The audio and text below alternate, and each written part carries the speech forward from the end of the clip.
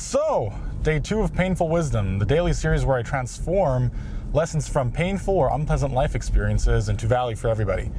Today is going to be about this notion of wanting to give up. So, the feeling of just not wanting to continue with what you're doing because you see that not that much is going for you. And to elaborate further on this, I can just tell a personal story just to show how it is from my life. Like, I have so many days where I just want to give up, where I just want to quit, where I want to stop doing what I'm doing, because I just see that not everything's going for me. Like, when it comes to, for example, social media, you see that you're not getting the followers that you want. When it comes to working out, you're seeing that you're not making the progress that you want to make. When it comes to perhaps making money or studying, you see that you're not making the progress, that you're not as smart as you perhaps want to be. There's so many things that just make you want to quit and make you want to give up, and especially make you doubt yourself. And it's so difficult, especially when you're in the beginning stage where not that much is going right for you, to just have that, perseverance and stay true to your goals. But you see, the thing is, when you fail so often, or when you're not where you want to be in life, because you know that there's just so much ahead of you and there's just still so much uncertainty on this journey that you're currently on, you may think, where's the meaning in all of this, right? Why am I doing all of this? Does this even have a purpose? And the funny thing is, a lot of people ask themselves these questions. Even people who have their shit all figured out, who maybe already have a family or who are successful and rich, they keep on constantly asking themselves, does this have a point? Does this have a meaning? So, the best thing I think is to say, at least ask yourself where the purpose is in an effort that resonates with what you want to become, that resonates with the things that you enjoy, the things that you idealize. Another good way how to overcome that self-doubt pretty quickly, at least in the short term, is just reminding yourself of, what is the intention? Why am I here? Why am I working my ass off? Why am I putting myself in a scenario where everything feels so uncertain? Well, it's because I want it to pay off. It's because I know that I want to accomplish something great.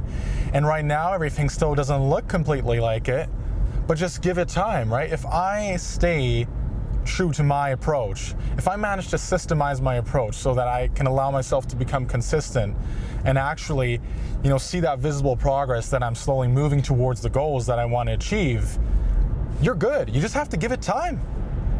And I have to remind myself of this on a daily basis. Like, I just have to keep on posting videos, which is why I'm also doing this daily series, to just further solidify the bias that you already have of, okay, this is what I want to do. This is going to work, but only if I put in so much effort, and I'm going to quote Alex Hormozi here, that it would be unreasonable if you failed.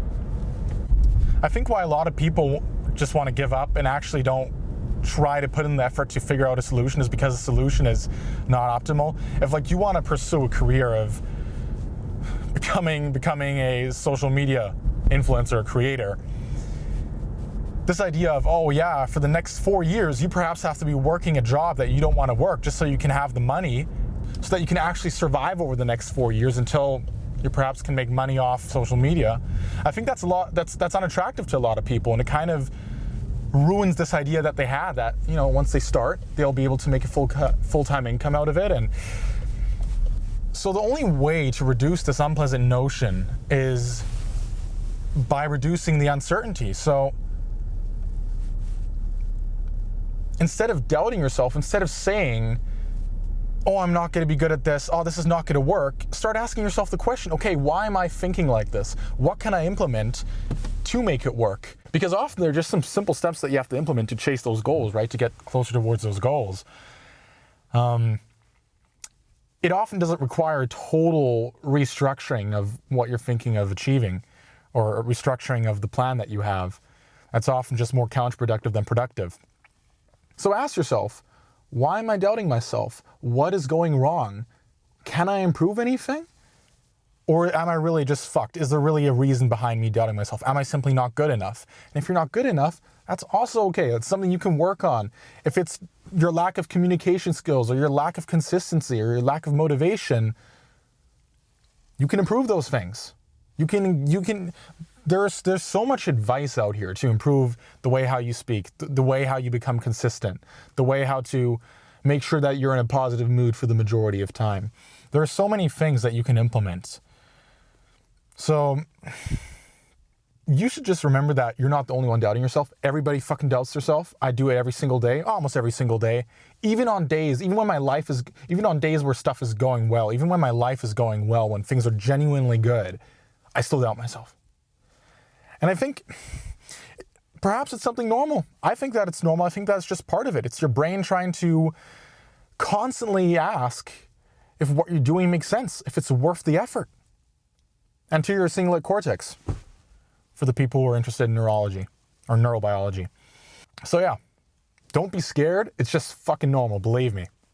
It's really not big of a deal. And the more you think about this logically, the faster you get over it.